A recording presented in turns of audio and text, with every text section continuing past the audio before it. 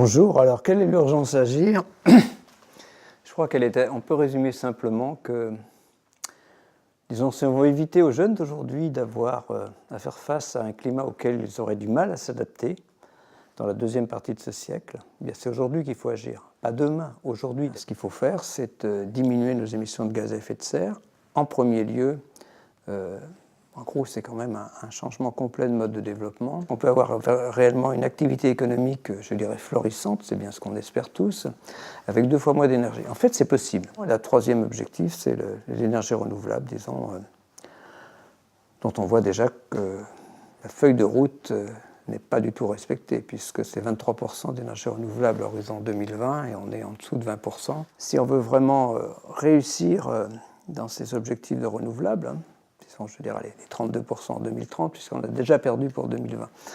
Donc il faut vraiment que tout le monde se mobilise, aussi bien au niveau des villes, aussi bien au niveau des territoires, de l'ensemble des territoires. Et je pense que, effectivement, le citoyen peut jouer un rôle dans cette mobilisation.